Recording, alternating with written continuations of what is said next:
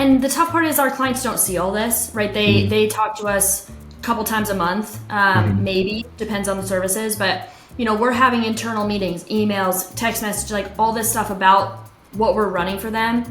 And it's easy to say like, yeah, it's just business, it's not personal, but that's not us. Like for us, our business is personal. Yeah. And so when something does go wrong, or when something didn't turn out like we thought it would, like, we're running a campaign and we thought, we'd be able to do this, and it didn't work out. Like, we feel that. Yeah. And as someone who's managing a team like that it's tough. Tired of your agency running you instead of the other way around? What if you could boost your profits while keeping your team front and center and rediscover the drive that got you started in the first place? Agency Builders is where agency leaders come together to scale up without burning out. Whether you want more freedom, higher profits, a clear sense of purpose, this community offers the peers, events, and support that you need. Agency life is tough, but it's easier when you're not doing it alone. Check out agencybuilders.com to join the community and explore upcoming events, including the 4th annual Agency Builders Retreat in St. Augustine, Florida, March 2025. Visit agencybuilders.com to learn more and join today. Welcome to Agency Insider, a podcast that dives into the journeys of agency leaders, exploring their paths to success and the intricacies of agency life. Today, we're thrilled to have Maddie Poteat, founder and CEO of MP Consulting, joining us today. Well, Maddie, it's so good to have you on the show today. We go actually kind of far back, so it's so nice to actually have you here, kind of getting a little bit into the inside of your company under the hood. So welcome to Agency Insiders. Thank you so much for having me. I'm excited to chat with you today.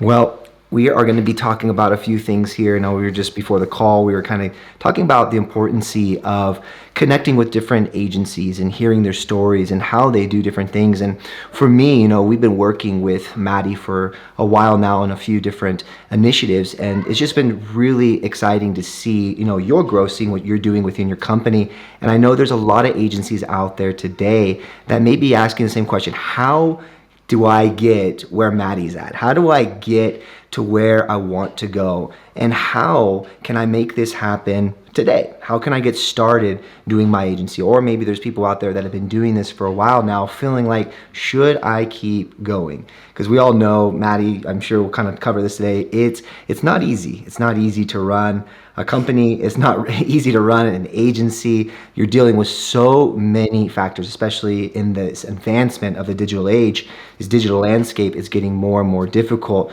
And so today, Maddie, my desire is to kind of unpack a few questions, and I really want to just invite you to share as much as you possibly can, because we really want to better understand kind of the inside and out of how agencies work, different types of agencies that serve so many different types of companies. And so today I have the first question we'll kind of get started is like, how did it get started? Tell us the genesis of MP Consulting. How was it conceived? Where did it all start? Why MP Consulting? Yeah, I feel like my story is not that sexy. It's kind of just happened. So did I just set it up? I set it up. You can add on to it. We can spice it up a little bit. Don't worry. So I come from a family of entrepreneurs. My parents have owned businesses since I was, like 8 or 9 years old. They've run companies, They've started companies, they've bought into other companies. So kind of grew up with that, seeing what that looks like, both from the outside of like how that, their work ethic and them coming home late and leaving early, but also from the inside of like working in their businesses. I was cleaning their salons when I was 12, serving things at restaurants, and like just kind of seeing it from all angles. So growing up with that in the back of my mind, I knew that was always an option. And I know a lot of folks that start businesses don't really have like a guiding light in that sense, but for me that was always something that was an option. But because it was my parents, it was more like, yeah, that's what they're doing, I don't really want to do that. I'm going to my own thing. I'm going to forge my own path. And so once I went to school and studied both Spanish and marketing in college. Was a foreign exchange student in Mexico Mm. for 6 months in high school, and that was always something that interested me. And so when I graduated, they were trying to pull me into their businesses and, Mm. hey, come work for us. But I was like, I really want to get out, do my own thing, Yeah. learn, be in a bigger business and see what that looks like because I don't Yeah. know anything about that. So I got started in programmatic digital advertising, servicing like large hotel brands in Latin America, kind of merging both things that I had studied. Wow. And I spent 5 years doing that. And then my husband, and this was in Omaha, Nebraska. Hmm. And my husband at the time worked for the railroad, and we got married, and he got a call saying that they were moving him to Nashville, Tennessee. Okay. And so at that point, I had spent about 5 years at this advertising firm, and I was kind of ready for something new. Like it seemed like a really great time to explore other options because we were Hmm. moving. And this was back before, they were super excited about having remote employees. And so we moved here. I gave them like 3 months worth of notice because, Wow. it seemed fair. Yeah. And so during those 3 months, I was like, well, I got to find something to do. Um, so we moved to Nashville and started interviewing at other agencies. And I didn't know, I just didn't know if I wanted to go back into programmatic ads or if I Yeah. wanted to explore marketing or if I wanted to do something completely different. And so during that 3 months when I was still working for them and still trying to figure out what I wanted to do here, my parents came back to me and was like, hey, we need some help in the business. This could be something, that gets you through until you make your decision. I was like, Hmm. okay, fine, that sounds good. So I started doing the marketing for their small businesses. And that was about 15 to 20 hours a week. So I was juggling the full time with theirs, and I kind of started to see that this over here was an option that I Hmm. could service small businesses Yeah. through these different marketing channels. And I really enjoyed that. And then when we were moving here and we met some people and they kind of needed similar help. And Hmm. so next thing I knew, like I was helping our real estate agent with her social media, and I Wow. met a DJ at a friend's wedding who he needed help with marketing, so I was helping Come on. him. And then there was a doctor in Omaha that needed help. So, a month before I even, stopped working at the other firm, I had like 4 or 5 clients. Wow. So then I was thinking, do I still go out and find something and just do this Hmm. stuff on the side, Hmm. or do I see what could happen Yep. and just kind of go all in on this and make it something? And Wow. at that time, I never intended it to be an agency. I didn't. Mhm. I just intended to do this freelance, fun marketing thing on the side, Wow. or not even on the side, but like as my gig.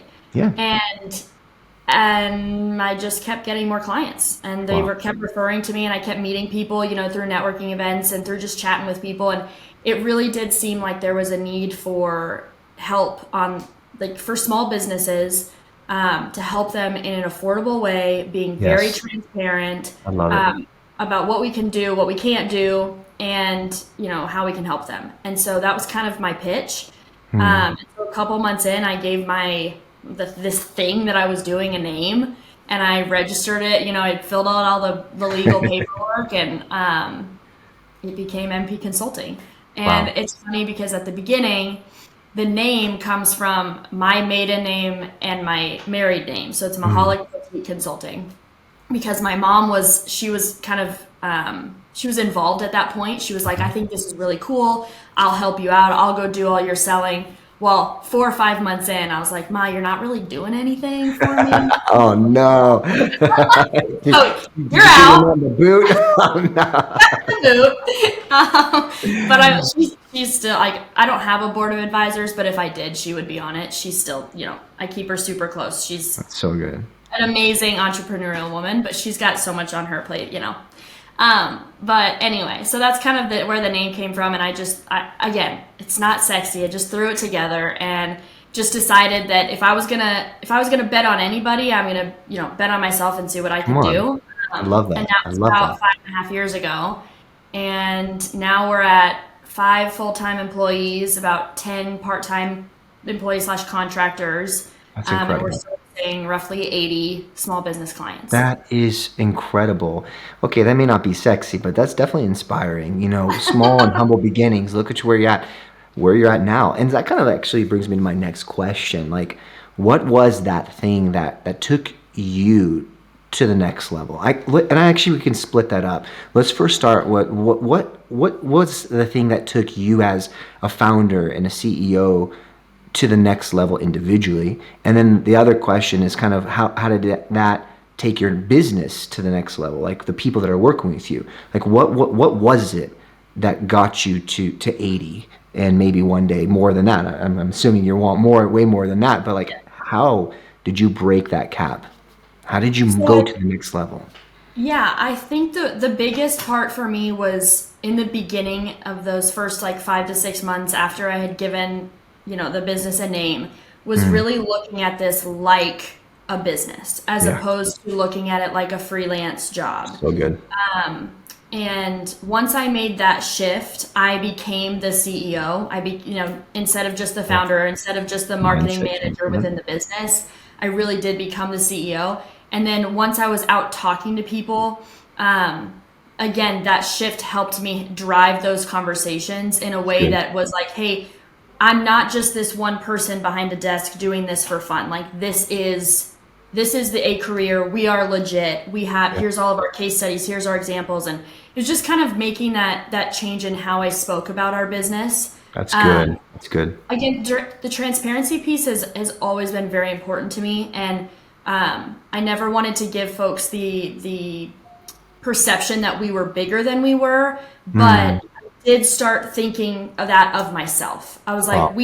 I am bigger than just what I'm doing now. I can be bigger than that. And I think that helped give me the confidence to have conversations with referral partners, with coaches, with potential clients that really got me from, 4 or 5 clients to the 20 clients that I needed in order to afford bringing on additional help. And then I think that was really big for me. I think another thing that really drove our business forward was those relationships that we made from the beginning with these referral partners. So I'll Wow. call out the one that has been amazing for us. They're Aquios Advisors. They're out of Omaha.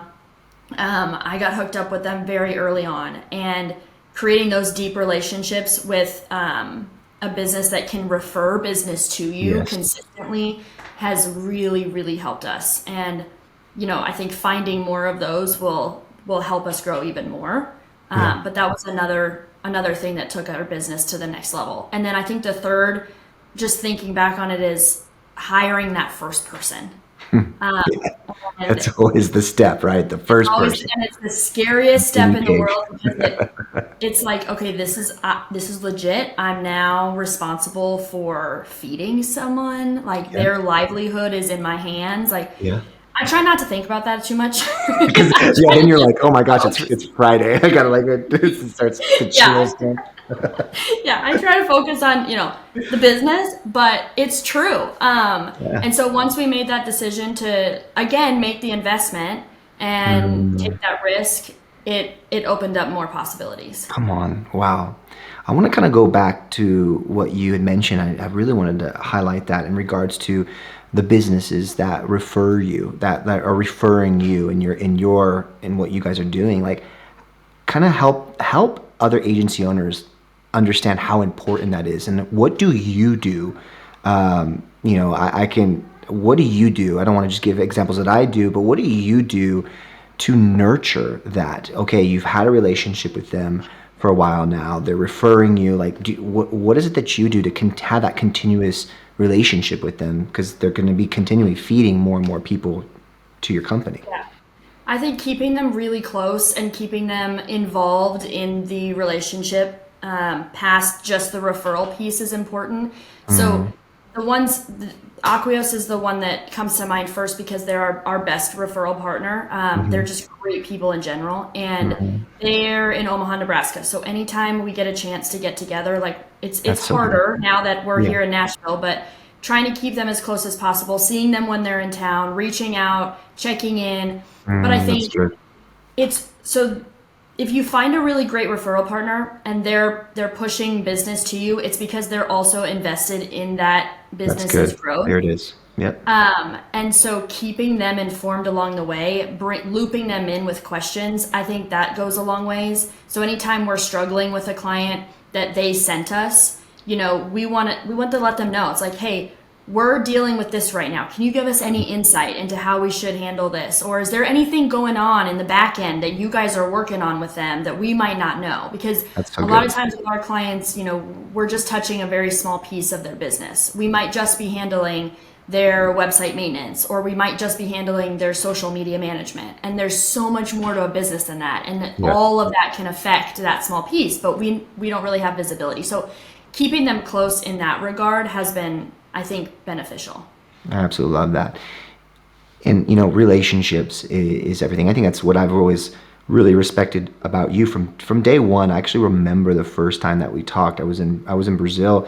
I had just got off the plane, and I was like running to get on the computer, and I was there in like a cafe. And I think I just that first impression that I had with you really set the stage for the things that were to come, and building that relationship, especially like in this. And I know you may deal with a lot of local people, but you deal with also. I mean, from what I saw from your website, you deal with a lot of different customers from all over the United States. But that relational aspect is so, unfortunately, it's very rare nowadays. And I think if we can keep that as a value within our companies, I really see that. Again, it just goes a long way, right? Building strong relationships, regardless how simplistic they may be, and you may not be able to see them all the time, but just like you said, visiting them or bringing them close into what you guys are doing, that's something I actually want to see come back. Maybe, I don't know, like my father, he's a business owner, and I saw he comes from a different generation, and it's all about relationship, right? It's all about knowing the people that you're dealing with, and knowing them by their names, having them in your phone, you're calling them. So it's just, I think in today's generation, that's really missing. I mean, do you agree with me on that one? 100%. I think it's because it's very hard.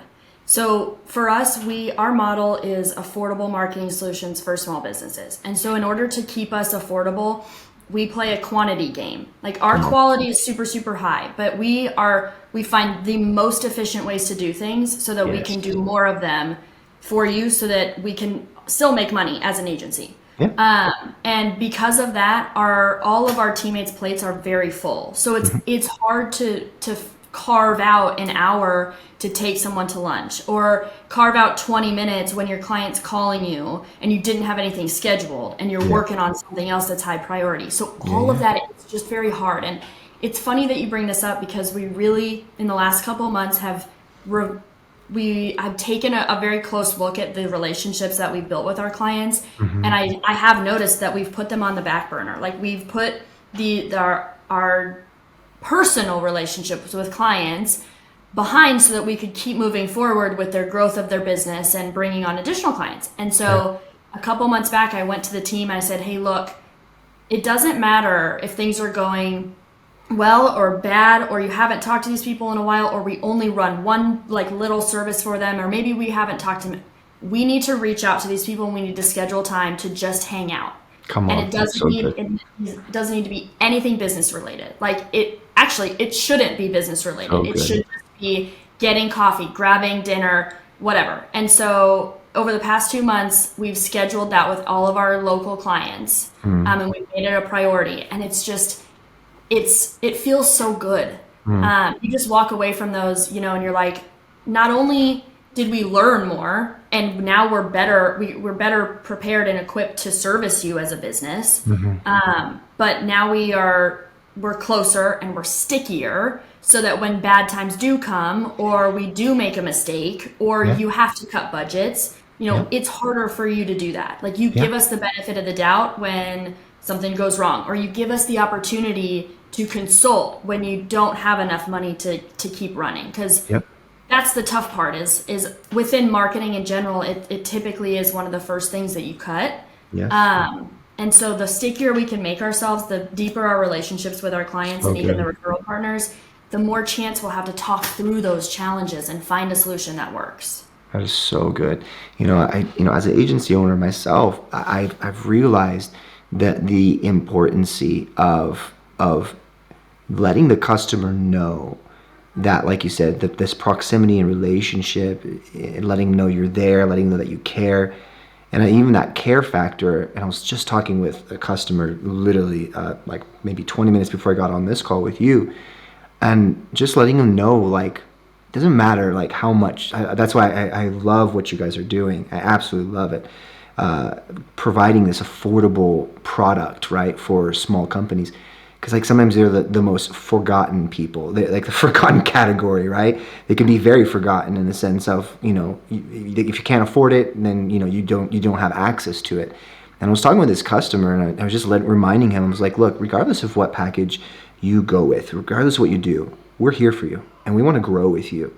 And I believe with the relational aspect, it lets customers know, like, you're not just there trying to profit off of them, but you're genuinely concerned about the growth of their company, about the growth of their endeavors, because that's their baby, right?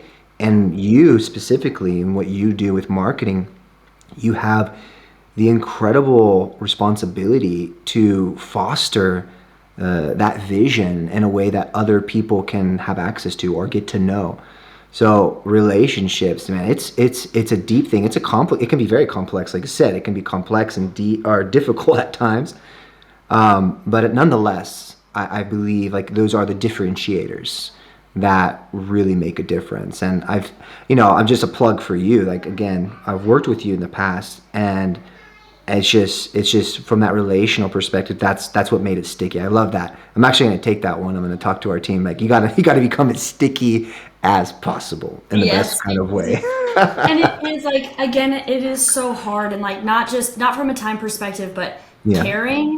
caring about somebody and all these people is so difficult. Yeah. Like our team, we have meetings, and the tough part is our clients don't see all this, right? They Mhm. they talk to us a couple times a month, Mhm. maybe depends on the services, but we're having internal meetings, emails, text message, like all this stuff about what we're running for them, Mhm. and it's easy to say like, yeah, it's just business, it's not personal, but that's not us. Like Mhm. for us, our business is personal. Yeah. And so when something does go wrong, or when something didn't turn out like we thought it would, like, we're Mhm. running a campaign and we thought, we'd be able to do this, and it didn't work out. Like, we feel that. Yeah. And as someone who's managing a team like that, it's tough. And so I think that's why it's not as common these days, because it's so much easier not to have that level of care.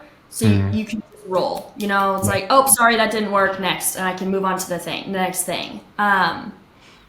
But we're trying to do that different. We're trying to Yeah. we're trying to bring that care and those feelings back to the business. Yeah.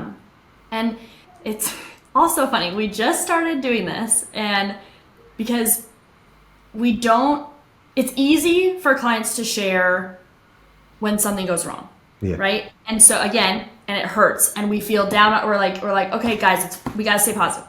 But anytime we get something positive from our clients, doesn't matter if it's a text message or if it's in an email or someone Mm. says it in a call, it goes up on the positivity board. That's And so so it's good. like, Come on. yes, guys, we're doing good. We're doing great work, and people appreciate it. And they might not always say that, but when you need a pick me up, look at the board, because it's there, it's true, That's and so you just good. keep rocking and rolling. I love that. Yeah, I mean, I literally, and because I do that internally. I just, it's Friday, so I sent a message to all the team, and I was like, just thanking them for everything that they did. But now, like, I'm gonna try to make a practice of even that, of like at least when those comments come in, because a comment came in just the other day. I mean, literally yesterday about that, and I didn't do anything with that, and I could, and like you said, I gotta have a place where we can just put that up, where people can celebrate that. And I'm going to start doing that on Fridays. I'm going to give a word of encouragement, and then I'm going to, hey, by the way, if anything came in, right? Hey, this is Yeah. what this customer said. Let's just celebrate that. And it goes a long Yeah. way. It's simple, but The it goes a small long way wins. for Yeah, sure. the small wins, like, it's so easy, especially as an owner. Like, it's so easy to just push that aside and Yeah. move on to the next big project or the big priority or the challenge or the problem of that day.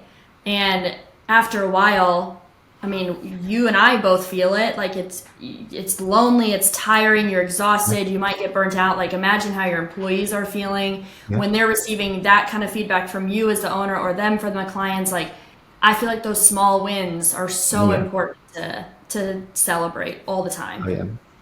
Well, I have two more questions for you before we finish today. It's been such a pleasure just to get to know, let people get to know you a little bit more. I already know you quite well, but this question, I don't know if we're unleashing something or opening Pandora's box here, but I think it would be good to ask. Um, what we see in the world today, we know this because we work with marketing, we work with all types of technologies. With the advancement of technology per se, AI, right? With the LLM models, large language models, with types of technologies, things that are going on in the world today. How has this encouraged or discouraged your company as a marketing company? Because we know that the advancement of technology is helping a lot of people have more access to more things, do things a lot quicker. How has this either A, encouraged what you're doing or caused a potential concern of what is going on? I know it's kind of a loaded question, but I know a lot of agencies out there are probably thinking it, but no one really wants to talk about it. And this is something I wanted to ask you, as because I know you do with SEO, you do with all type. I mean, you are very broad, like a lot of tools that you're able to use and apply for your customers. How does this impact what you guys are doing as a company? Yeah, I think generally I'm a positive person. So Hmm. when I see problems, I see their potential, like how they could help us instead of how they can hurt us. And I think for That's this one good. I love specifically, that. I'm very excited because when we deal with small businesses, we're dealing with typically smaller budgets. That's great. And Yeah, in the that's good. past, I mean, we've been around for 6 years now. And just in those 6 years, what we've been able to do with a budget has increased because of the technology that's out there. The Mm. more efficient that we as a business can become, the more I can do for our clients without having to charge them more. Yep. So all of these AI solutions that are coming out, whether that's on the copywriting side, whether that's on the video editing, the photo editing, the graphic design, like any even website development, any of those solutions, I see efficiency. I Yes. see us able to do things in a shorter amount of time and not skimp on quality. Because if Yep. our quality is at or above what we can do, then I feel good about charging the same for our services, even if I did use a system to help us do that. Yep. Yep. So I that makes me excited because we can do Yeah. more for the same or less, which is what small business owners want. Come on, I love that. And I even believe, I love what you had said about efficiency and excellency, using those. At the end of the day, we all know it will still need the human touch. The human touch will essentially never go away. There is something that with the human touch, it causes for just a different feeling, a different experience. And we had just got done talking about relationships because I'd see it this way as a very optimistic viewpoint as well. Is with the advancement of these technologies, with the advancement of these types of tools, it almost gives back our time, so we can actually focus on the customer. We can Yeah. build deeper relationships and quicker. I see it as a co-pilot, right? These AI technologies are actually co-pilots if you really think about it. So whatever we can do as agency owners to get back time, so we can give more time in a sense, right, to those that we're serving, it's a win. It's a win-win I situation. totally agree. I think as owners are like we serve two masters in a sense is you have your clients, but you also have your team.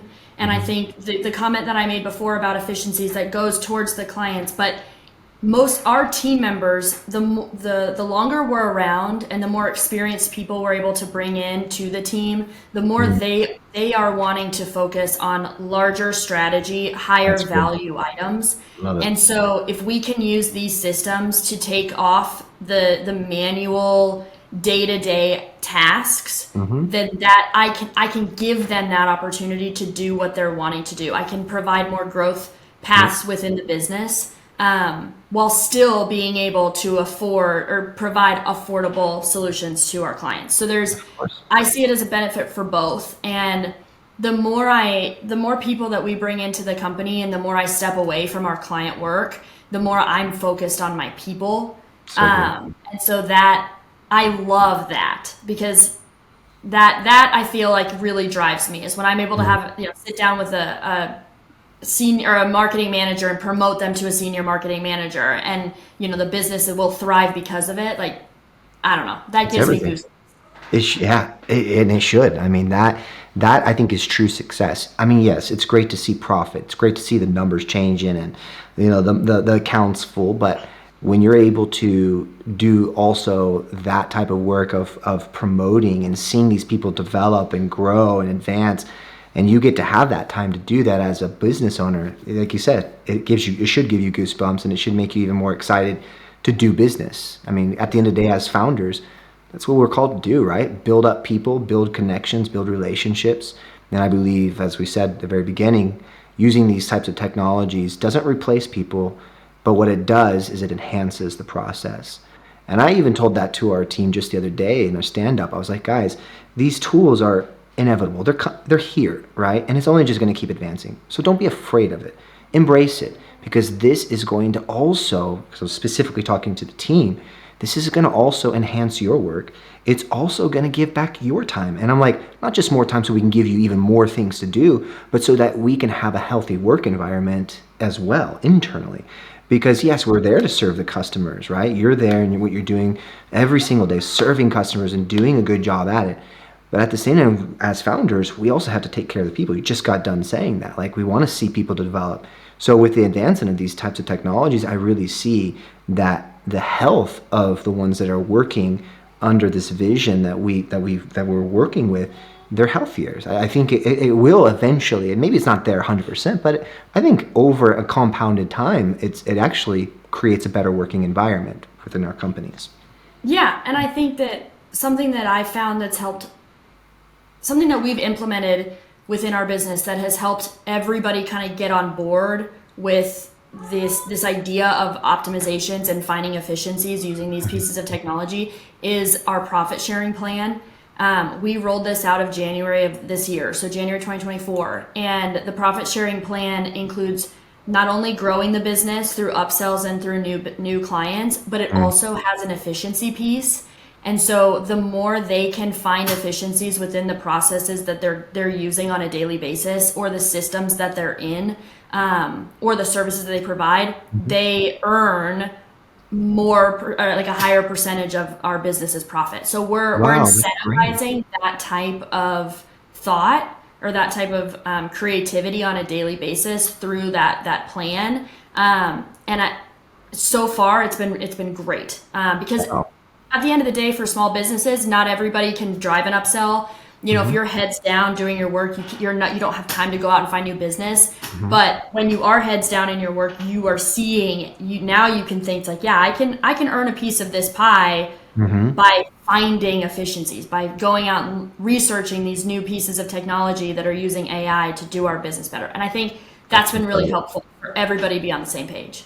Wow. Well, I don't know if at any moment you could post that, of like that strategy, maybe on LinkedIn or something. I think that would be really cool. I would love to see how that kind of, even if it's very simple, how that's structurized, because I think in that type of incentivizing innovation and utilization or optimization within the work, that's a really positive thing. And I think that, again, it creates excitement, like you said, to become more optimized. And that's the thing. I was actually just talking, when I was talking with the team, I was like, guys, people get afraid that, like, if I optimize this and I work faster, like, is that going to be negative towards me? Am I going to lose my job, or am I going to have more work that I have to do? Yes, I believe, there will be an increase of, you'll be able to do more work, but at the same time, that incentive piece, that's really powerful. I think that would just drive so much morale within the company for innovation. That's a great idea. Love that. Yeah, it really forces